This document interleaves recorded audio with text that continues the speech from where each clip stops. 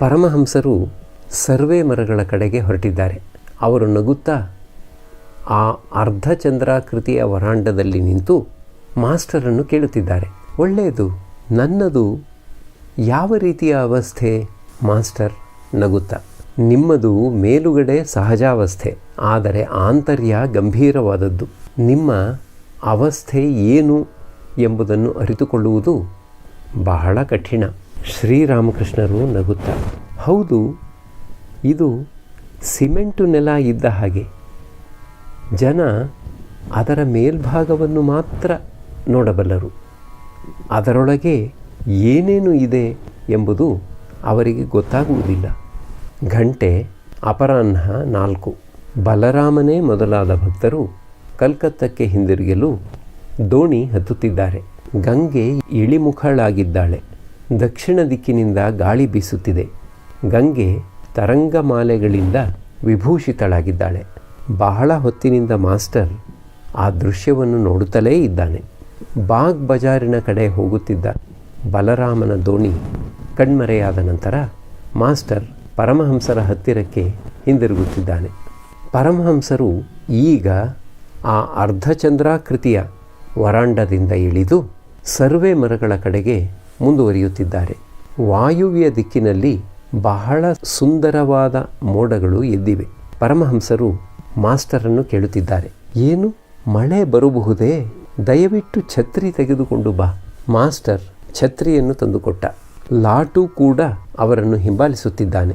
ಪಂಚವಟಿಯ ಹತ್ತಿರ ಬಂದ ನಂತರ ಪರಮಹಂಸರು ಲಾಟುವನ್ನು ಕೇಳುತ್ತಿದ್ದಾರೆ, ನೀನು ದಿನದಿನಕ್ಕೂ ಕೃಶನಾಗುತ್ತಿದ್ದೀಯಲ್ಲ, ಏಕೆ? ಲಾಟು, ಹಸಿವೇ ಆಗುತ್ತಿಲ್ಲ. ಶ್ರೀರಾಮಕೃಷ್ಣರು, ಅದೊಂದೇ ಏನು ಕಾರಣ? ಈಗಿನ ಹವಾ ಕೂಡ ಚೆನ್ನಾಗಿಲ್ಲ. ಬಹುಶಃ ಧ್ಯಾನವನ್ನು ಹೆಚ್ಚಾಗಿ ಮಾಡುತ್ತಿರಬೇಕು. ಮಾಸ್ಟರಿಗೆ, ನೀನು ಈ ಕೆಲಸ ಮಾಡಬೇಕಾಗಿದೆ.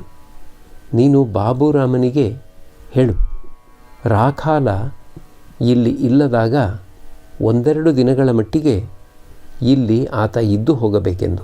ಇಲ್ಲದಿದ್ದರೆ ನನಗೆ ಬಹಳ ತೊಂದರೆಯಾಗಿ ಬಿಡುತ್ತದೆ. ಮಾಸ್ಟರ್, ಆಗಲಿ, ಹೇಳುತ್ತೇನೆ. ಪರಮಹಂಸರು ಮಾಸ್ಟರನ್ನು ಕೇಳುತ್ತಿದ್ದಾರೆ, ಬಾಬುರಾಮ ಸರಳ ಹೌದೋ ಅಲ್ಲವೋ ಎಂಬುದಾಗಿ.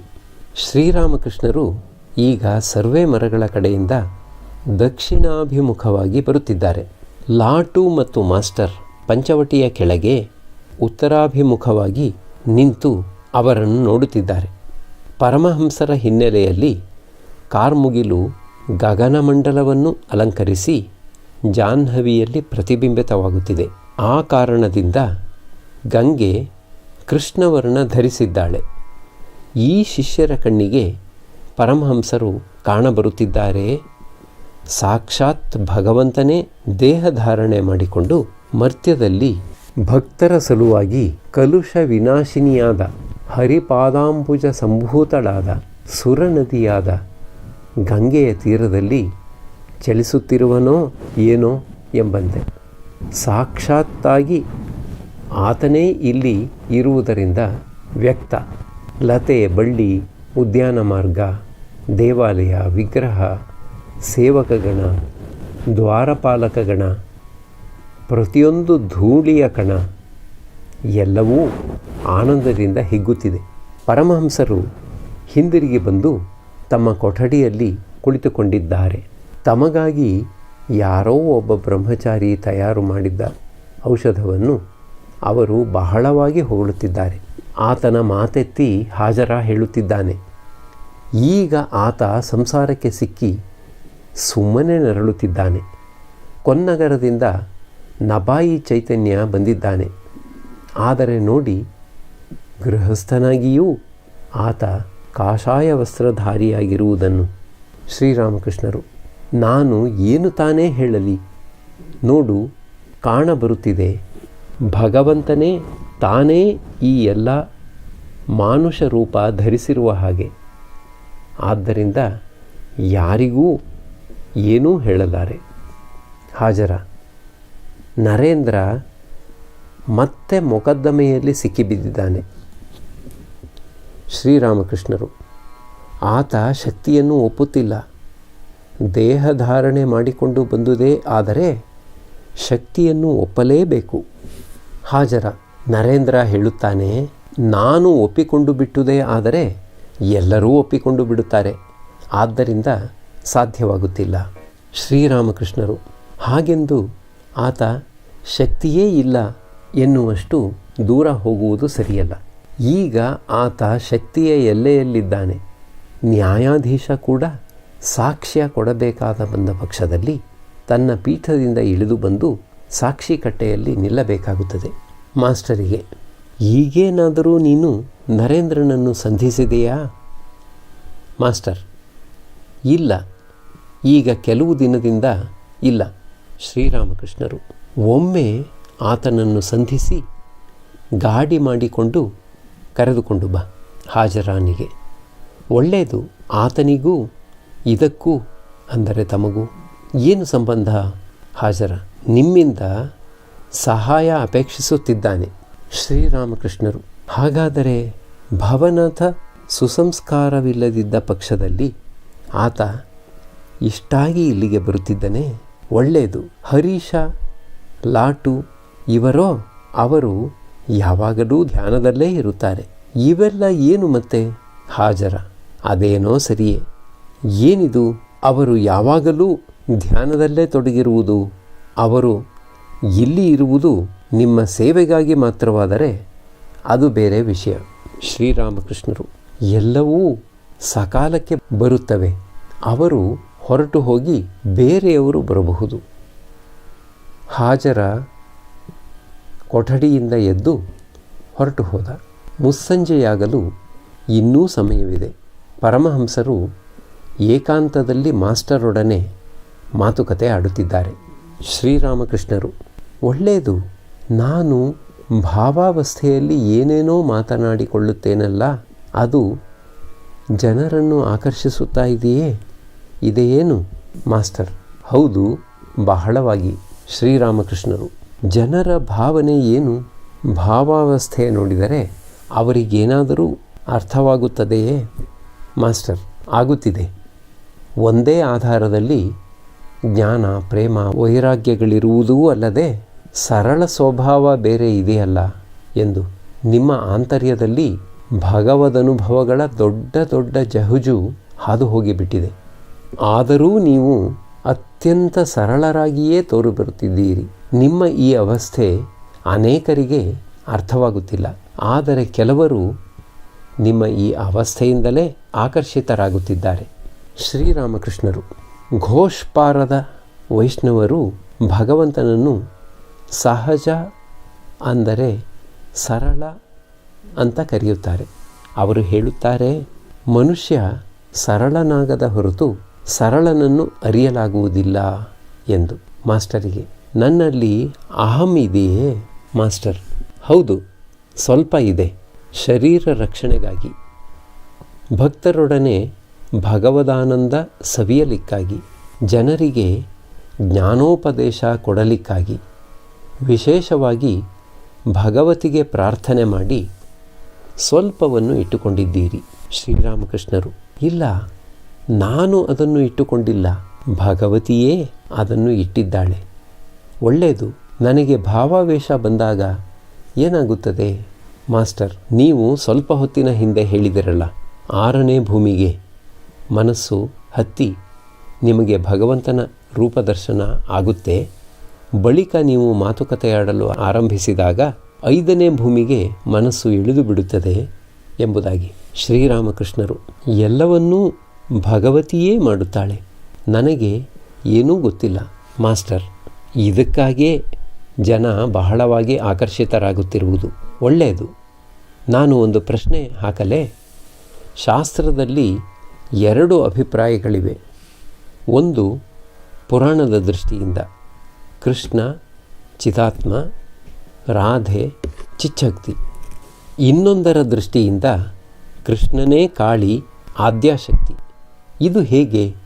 ಶ್ರೀರಾಮಕೃಷ್ಣರು, ಈ 2ನೇಯದು ದೇವಿ ಪುರಾಣದ ಹಾಗೆ. ಇದರಲ್ಲಿ ಹೇಳಿದೆ, ಕಾಳಿಯೇ ಕೃಷ್ಣ ಆಗಿಬಿಟ್ಟಿದ್ದಾಳೆ ಎಂಬುದಾಗಿ.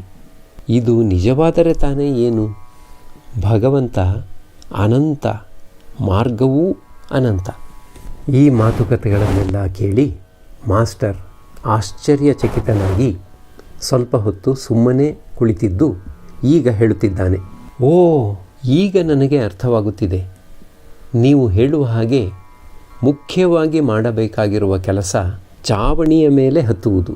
ಅದನ್ನು ಯಾವ ವಿಧದಿಂದ ಮಾಡಿದರೂ ಕೆಲಸ ಕೈಗೂಡಿದ ಹಾಗೆ, ಹಗ್ಗದಿಂದಲೋ ಬೊಂಬಿನಿಂದಲೋ ಅಥವಾ ಮತ್ತಾವುದರಿಂದಲೋ.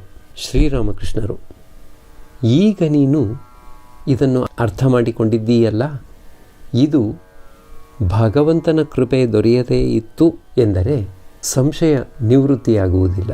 ಮುಖ್ಯ ವಿಷಯ ಏನೆಂದರೆ ಹೇಗಾದರೂ ಮಾಡಿ ಭಗವಂತನಲ್ಲಿ ಭಕ್ತಿ ಉಂಟಾಗುವಂತೆ, ಪ್ರೇಮ ಉಂಟಾಗುವಂತೆ ಮಾಡಿಕೊಳ್ಳಬೇಕು. ಅನೇಕ ವಿಷಯಗಳ ಸಂಬಂಧವಾಗಿ ತಿಳಿದುಕೊಳ್ಳುವುದರಿಂದ ಆಗುವ ಪ್ರಯೋಜನವೇನು? ಒಂದು ಮಾರ್ಗ ಹಿಡಿದು ಮುಂದುವರಿಯುತ್ತಿದ್ದ ಹಾಗೆ ಭಗವಂತನಲ್ಲಿ ಪ್ರೀತಿ ಉಂಟಾಯಿತು ಎಂದರೆ ಕಾರ್ಯ ಕೈಗೂಡಿದ ಹಾಗೆ. ಪ್ರೀತಿ ಉಂಟಾಯಿತು ಎಂದರೆ ನಿಜವಾಗಿಯೂ ಆತನ ಸಾಕ್ಷಾತ್ಕಾರ ದೊರೆತು ಬಿಡುತ್ತದೆ. ಅನಂತರ ಅವಶ್ಯಕವಾಗಿದ್ದ ಪಕ್ಷದಲ್ಲಿ ಆತ ಎಲ್ಲವನ್ನೂ ತಿಳಿಸಿಕೊಟ್ಟು ಬಿಡುತ್ತಾನೆ. ಎಲ್ಲ ಮಾರ್ಗಗಳ ವಿಷಯವಾಗಿಯೂ ತಿಳಿಸಿಕೊಟ್ಟು ಬಿಡುತ್ತಾನೆ. ಭಗವಂತನಲ್ಲಿ ಪ್ರೀತಿ ಉಂಟಾಗಿ ಬಿಟ್ಟರೆ ಎಲ್ಲ ಮುಗಿದ ಹಾಗೆ. ಉಳಿದ ವಿಷಯಗಳ ವಿಚಾರದ ಅವಶ್ಯಕತೆ ಏನೂ ಇರದು. ಮಾವಿನ ಹಣ್ಣು ತಿನ್ನಲು ಬಂದಿದ್ದೀಯೇ ತೋಟಕ್ಕೆ, ಅವನ್ನು ತಿಂದು ಹೋಗು. ಎಷ್ಟು ಕೊಂಬೆಗಳಿವೆ, ಎಷ್ಟು ಎಲೆಗಳಿವೆ, ಇವೇ ಮೊದಲಾದವುಗಳ ಲೆಕ್ಕಾಚಾರದ ಅವಶ್ಯಕತೆ ಏನೂ ಇಲ್ಲ. ಹನುಮಂತನ ಭಾವ ಆರೋಪಿಸಿಕೊಳ್ಳುವುದು ಒಳ್ಳೆಯದು. ನನಗೆ ತಿಥಿ, ವಾರ, ನಕ್ಷತ್ರ ಇವುಗಳ ವಿಷಯ ಏನೂ ಗೊತ್ತಿಲ್ಲ. ಕೇವಲ ರಾಮಚಿಂತನೆ ಮಾಡುತ್ತಿದ್ದೇನೆ. ಮಾಸ್ಟರ್, ಈಗ ನನಗೆ ಇಚ್ಛೆಯಾಗುತ್ತಿದೆ ನನ್ನ ಕೆಲಸ ಕಾರ್ಯಗಳು ಬಹಳವಾಗಿ ಕಡಿಮೆಯಾಗಿ ಬಿಟ್ಟು ನನ್ನ ಮನಸ್ಸು ಭಗವಂತನ ಕಡೆಗೆ ಅಧಿಕವಾಗಿ ಹರಿದು ಹೋಗುವಂತಾಗಲೆಂದು. ಶ್ರೀರಾಮಕೃಷ್ಣರು, ಆಹಾ, ಅದರಲ್ಲೇನು ಸಂದೇಹ.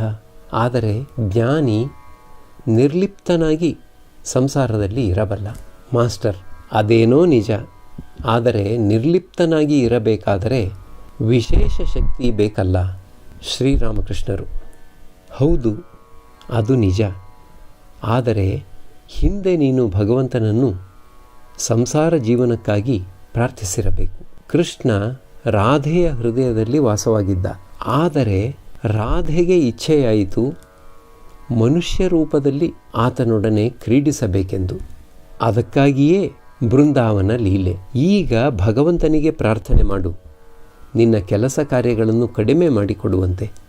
ನೀನು ಮಾನಸಿಕವಾಗಿ ತ್ಯಜಿಸಲು ಶಕ್ತನಾದರೆ ಎಲ್ಲ ನಿನಗೆ ದೊರೆತು ಬಿಡುತ್ತದೆ.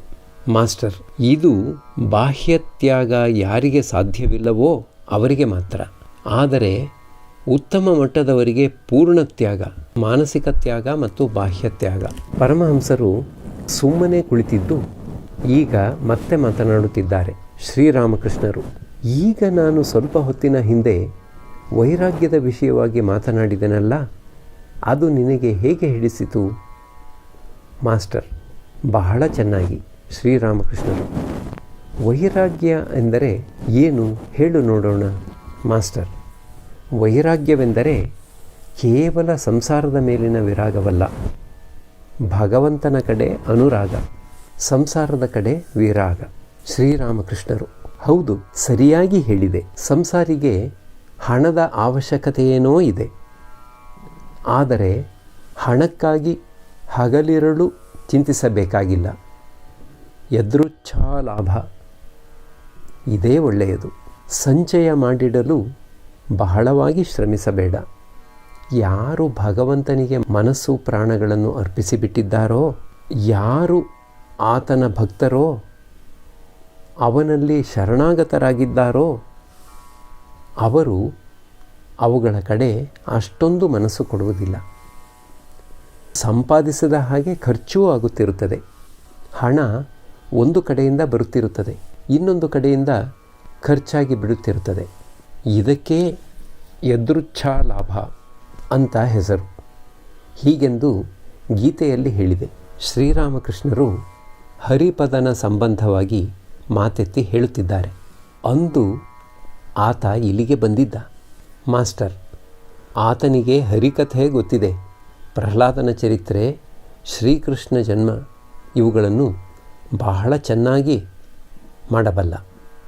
ಕಂಠ ಬಹಳ ಚೆನ್ನಾಗಿದೆ ಶ್ರೀರಾಮಕೃಷ್ಣರು. ಹಾಗೇನು ಅಂದು ಆತನ ಕಣ್ಣುಗಳ ಕಡೆ ನೋಡಿದೆ. ಅಂತರ್ದೃಷ್ಟಿ ಇತ್ತು. ಆತನನ್ನು ಕೇಳಿದೆ, ನೀನು ಬಹಳವಾಗಿ ಧ್ಯಾನದಲ್ಲಿ ತೊಡಗುತ್ತಿದ್ದೀಯೇನು? ಆಗ ಆತ ಸುಮ್ಮನೆ ತಲೆ ತಗ್ಗಿಸಿ ಕುಳಿತುಕೊಂಡ. ನಾನು ಆತನಿಗೆ ಹೇಳಿದೆ, ಬೇಡಪ್ಪ, ಅಷ್ಟೊಂದು ಮಾಡಬೇಡ, ಮುಸ್ಸಂಜೆಯಾಗಿದೆ. ಪರಮಹಂಸರು ಭಗವತಿಯ ನಾಮವನ್ನು ಜಪಿಸುತ್ತಾ ಆಕೆಯ ಧ್ಯಾನದಲ್ಲಿ ತೊಡಗಿದ್ದಾರೆ. ದೇವಾಲಯಗಳಲ್ಲಿ ಮಂಗಳಾರತಿ ನಡೆಯುತ್ತಿದೆ. ಚಂದ್ರ ಉದಯಿಸುತ್ತಿದ್ದಾನೆ. ದೇವಾಲಯ, ಪ್ರಾಂಗಣ, ಉದ್ಯಾನವನ ಎಲ್ಲ ಚಂದ್ರನ ಬೆಳಕಿನಿಂದ ಸ್ನಾನ ಮಾಡುತ್ತಿದೆ. ಗಂಗೆಯಲ್ಲಿ ಎದ್ದಿದ್ದ ಲಕ್ಷಾಂತರ ಕಿರುತೆರೆಗಳ ಮೇಲೆ ಚಂದ್ರ ಸುಮ್ಮನೆ ನಲಿದಾಡುತ್ತಿದ್ದಾನೆ. ಈಗ ಗಂಟೆ ರಾತ್ರಿ 8. ಪರಮಹಂಸರೊಡನೆ ರಾಖಾಲ ಮತ್ತು ಮಾಸ್ಟರ್ ಕುಳಿತುಕೊಂಡಿದ್ದಾರೆ. ಶ್ರೀರಾಮಕೃಷ್ಣರು ಮಾಸ್ಟರಿಗೆ, ಬಾಬುರಾಮ ಹೇಳುತ್ತಾನೆ, ಸಂಸಾರ ಜೀವನ. ಅಬ್ಬಬ್ಬಾ. ಮಾಸ್ಟರ್, ಹೌದು, ಅವರಿಂದ ಇವರಿಂದ ಕೇಳಿದ ಮಾತು. ಸಂಸಾರದ ವಿಷಯ ಅವನಿಗೇನು ಗೊತ್ತಿದೆ? ಶ್ರೀರಾಮಕೃಷ್ಣರು, ಹೌದು, ಅದೇನೋ ನಿಜ. ನಿರಂಜನನನ್ನು ನೋಡಿದ್ದೀಯೇನು? ಆತ ಅತ್ಯಂತ ಸರಳ. ಮಾಸ್ಟರ್, ಹೌದು, ನೋಡಿದ್ದೇನೆ. ಆತನ ರೂಪವೇ ಆಕರ್ಷಿಸಿಬಿಡುತ್ತದೆ. ಆತನ ಕಣ್ಣುಗಳು ಎಷ್ಟು ಭಾವಪ್ರದರ್ಶಕವಾಗಿವೆ. ಶ್ರೀರಾಮಕೃಷ್ಣರು, ಕೇವಲ ಕಣ್ಣುಗಳೇ ಅಲ್ಲ, ಇಡೀ ವ್ಯಕ್ತಿಯೇ. ಮದುವೆಯ ಪ್ರಯತ್ನ ನಡೆಯಿತು.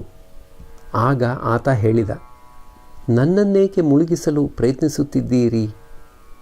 ನಗುತ್ತಾ, ನೋಡು, ಇದರ ನಿಜಸ್ಥಿತಿ ತಿಳಿಸು. ಜನ ಹೇಳುತ್ತಾರೆ, ಹಗಲೆಲ್ಲ ದುಡಿದು ಹೋಗಿ ಹೆಂಡತಿಯೊಡನೆ ಬೆರೆತರೆ ಬಹಳ ಆನಂದ ಉಂಟಾಗುತ್ತದೆ ಎಂಬುದಾಗಿ. ಮಾಸ್ಟರ್, ಹೌದು, ಆ ರೀತಿಯ ಭಾವನೆ ಉಳ್ಳವರಿಗೆ ಅದು ಹಾಗೆ ಆಗುವುದೇನೋ ನಿಜ. ರಾಖಾಲನ ಕಡೆ ನೋಡಿ ನಗುತ್ತಾನೆ. ಪರೀಕ್ಷೆ ನಡೆಯುತ್ತಿದೆ. ಆಂತರ್ಯವನ್ನು ಬಯಲು ಮಾಡಿಬಿಡುತ್ತದೆ. ಶ್ರೀರಾಮಕೃಷ್ಣರು ನಗುತ್ತಾ, ತಾಯಿ ಹೇಳುತ್ತಾಳೆ, ನನ್ನ ಮಗನಿಗೆ ಒಂದು ಗೊತ್ತು ಗುರಿ ಮಾಡಿಕೊಟ್ಟು ಬಿಟ್ಟೆನೆಂದರೆ ಬದುಕಿಕೊಂಡೆನಪ್ಪ. ಆಗ ಪ್ರಪಂಚದ ಬೇಗೆಯನ್ನು ತಾಳಲಾರದೆ ಹೋದಾಗ ಆತ ಅದರ ನೆರಳಿನಲ್ಲಿ ಕುಳಿತು ವಿಶ್ರಮಿಸಿಕೊಳ್ಳುತ್ತಾನೆ. ಮಾಸ್ಟರ್, ಹೌದು, ನಿಜ. ಆದರೆ ವಿವಿಧ ಮಟ್ಟದ ತಂದೆ ತಾಯಿಗಳಿದ್ದಾರೆ. ಮುಕ್ತನಾದ ತಂದೆ ಮಕ್ಕಳನ್ನು ಮದುವೆಯ ಬಂಧನದಿಂದ ಕಟ್ಟಿಹಾಕುವುದಿಲ್ಲ. ಹಾಗೇನಾದರೂ ಮಾಡಿದ್ದೇ ಆದರೆ ಆತ ಒಳ್ಳೆ ಮುಕ್ತ ಪುರುಷನೇ. ಅಧರಸೇನ ಕಲ್ಕತ್ತದಿಂದ ಬಂದು ಪರಮಹಂಸರಿಗೆ ಪ್ರಣಾಮ ಮಾಡಿ ಒಂದು ಕಡೆ ಕುಳಿತುಕೊಂಡ. ಈಗ ಕಾಳಿಯನ್ನು ದರ್ಶನ ಮಾಡಿ ಬರಲು ದೇವಾಲಯದ ಕಡೆ ಹೋಗುತ್ತಿದ್ದಾನೆ. ಮಾಸ್ಟರೂ ಆತನನ್ನು ಹಿಂಬಾಲಿಸುತ್ತಿದ್ದಾನೆ. ಮಾಸ್ಟರ್ ಗಂಗೆಯ ಸ್ನಾನಘಟ್ಟದ ಹತ್ತಿರ ಕುಳಿತಿದ್ದಾನೆ. ನದಿಯಲ್ಲಿ ಉಬ್ಬರ ಈಗ ತಾನೇ ಆರಂಭವಾಗಿದೆ. ಮಾಸ್ಟರ್ ಏಕಾಂತದಲ್ಲಿ ಕುಳಿತು ನೆನೆಸಿಕೊಳ್ಳುತ್ತಿದ್ದಾನೆ ಪರಮಹಂಸರ ಅದ್ಭುತ ಜೀವನ ಚರಿತ್ರೆಯನ್ನು. ಅವರ ಅದ್ಭುತ ಸಮಾಧಿಯ ಅವಸ್ಥೆ, ಮತ್ತೆ ಮತ್ತೆ ಭಾವಸಮಾಧಿ, ಪ್ರೇಮಾನಂದ, ಅವಿಶ್ರಾಂತ ಭಗವತ್ ಸಂಬಂಧವಾದ ಮಾತುಕತೆ, ಭಕ್ತರಲ್ಲಿಟ್ಟಿರುವ ಅಕೃತ್ರಿಮ ಪ್ರೇಮ, ಬಾಲಕನಂಥ ವ್ಯವಹಾರ, ಇವೇ ಮೊದಲಾದವುಗಳನ್ನು ಮತ್ತೆ ಭಾವಿಸುತ್ತಿದ್ದಾನೆ. ಇವರು ಯಾರಿರಬೇಕು? ಏನು ಭಗವಂತನೇ ಭಕ್ತರ ಸಲುವಾಗಿ ಇವರ ರೂಪಿನಲ್ಲಿ ದೇಹಧಾರಣೆ ಮಾಡಿಕೊಂಡು ಬಂದಿದ್ದಾನೇನು? ಅಧರಸೇನ ಮತ್ತು ಮಾಸ್ಟರ್ ಪರಮಹಂಸರ ಕೊಠಡಿಗೆ ಬಂದಿದ್ದಾರೆ. ಅಧರಸೇನ ಚಿತ್ತಗಾಂಗಿಗೆ ತನ್ನ ಕಚೇರಿಯ ಕಾರ್ಯಾರ್ಥವಾಗಿ ಹೋಗಿದ್ದ. ಅಲ್ಲಿ ಆತ ಚಂದ್ರನಾಥ ಮತ್ತು ಸೀತಾಕುಂಡಗಳಿಗೆ ಯಾತ್ರೆ ಹೋಗಿದ್ದ. ಈಗ ಅವುಗಳ ಸಂಬಂಧವಾಗಿ ವರ್ಣನೆ ಮಾಡುತ್ತಿದ್ದಾನೆ. ಅಧರಸೇನ, ಸೀತಾಕುಂಡದ ನೀರಿನಿಂದ ಉರಿ ಭಗ್ ಭಗ್ ಅಂತ ಏಳುತ್ತಿರುತ್ತದೆ. ಶ್ರೀರಾಮಕೃಷ್ಣರು, ಅದು ಹೇಗೆ ಸಾಧ್ಯ? ಅಧರಸೇನ, ನೀರಿನಲ್ಲಿ ರಂಜಕವಿದೆ. ರಾಮ ಚಟ್ಟೋಪಾಧ್ಯಾಯ ಈಗ ಕೊಠಡಿಗೆ ಬಂದಿದ್ದಾನೆ. ಪರಮಹಂಸರು ಅಧರಸೇನನ ಎದುರು ಆತನನ್ನು ಹೊಗಳುತ್ತಿದ್ದಾರೆ ಶ್ರೀರಾಮಕೃಷ್ಣರು. ರಾಮ ಇಲ್ಲಿ ಇರುವುದರಿಂದ ನನಗೆ ಯಾವ ಯೋಚನೆಯೂ ಇಲ್ಲ. ಹರೀಶ, ಲಾಟು ಇವರನ್ನು ಹುಡುಕಿ ಕರೆದುಕೊಂಡು ಬಂದು ಊಟ ಮಾಡಿಸುತ್ತಾನೆ. ಅವರು ಉದ್ಯಾನವನದ ಯಾವುದೋ ಮೂಲೆಗಳಲ್ಲಿ ಕುಳಿತು ಧ್ಯಾನಮಗ್ನರಾಗಿರುವುದುಂಟು. ಅಲ್ಲಿಗೆಲ್ಲ ಹೋಗಿ ಸಕಾಲಕ್ಕೆ ಕರೆದುಕೊಂಡು ಬರುತ್ತಾನೆ.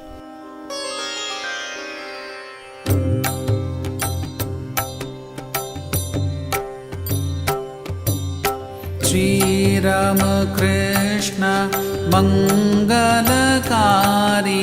ಶ್ರೀರಾಮ ಕೃಷ್ಣ ಮಂಗಲಕಾರಿ, ಶ್ರೀರಾಮ ಕೃಷ್ಣ ಮಂಗಲಕಾರಿ, ಶ್ರೀರಾಮ ಕೃಷ್ಣ ಮಂಗಲಕಾರಿ. ನಮೋ ನಾರಾಯಣ ಭವದುಃಖಹಾರಿ, ನಮೋ ನಾರಾಯಣ ಭವದುಃಖಹಾರಿ, ನಮೋ ನಾರಾಯಣ ಭವದುಃಖಹಾರಿ.